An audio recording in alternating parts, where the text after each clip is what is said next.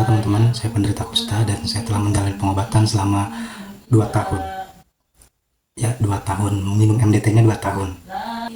Jadi pas pertama kali pengobatan, saya berobat paketan 1 tahun, dan tentunya setelah didiagnosis kusta melalui tanda-tanda yang ada pada diri saya dicek lab dulu untuk mengetahui berapa banyak kumannya, mungkin supaya dokter tuh tahu berapa lama nih harus diobatinnya, berapa lama nih harus minum obatnya. Waktu itu indeks bakterinya itu +4, terus indeks morfologinya 100%. Jadi indeks bakterinya itu banyaknya bakteri, dan IM-nya itu indeks bakteri itu keaktifannya. Jadi semuanya aktif tuh, 100% semuanya aktif, hidup, bernyawa, dan bisa berkembang biak, tambah banyak gitu. Nah setelah itu, dan saya minum obat selama 1 tahun waktu itu, tahun 2023. Nah setelah saya minum obat MDT selama 1 tahun, saya dicek lab lagi oleh dokter yang sama. Jadi memastikan apakah bakteri ini tuh udah mati sama proses pengobatan yang gue jalanin, ya minum MDT itu. Dan ternyata tidak. Jadi masih harus diterusin minum MDT-nya, masih harus terus dibunuh bakteri kustanya karena masih ada. Waktu itu IM-nya itu 50%. Jadi 50% mati, 50%-nya lagi masih hidup. Indeks morfologinya, jadi keaktifan bakterinya itu ya. Nah terus ditambahlah 6 bulan. Kata dokter, ini harus minum MDT lagi, harus diperpanjang pengobatannya.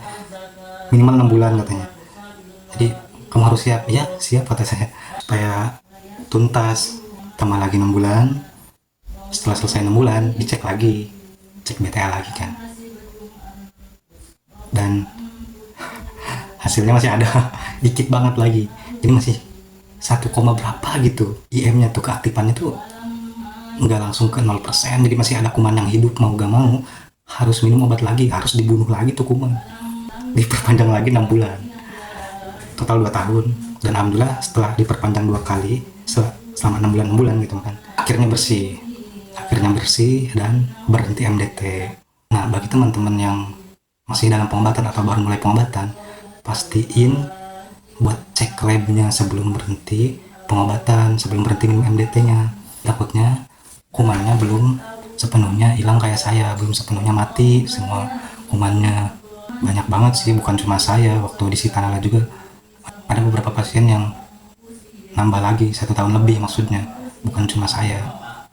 Dan itu tanda berarti jarang banget orang yang bisa disiplin dalam hal pengobatan, jarang banget ada orang yang bisa menyelesaikan MDT kusta ini selama 1 tahun.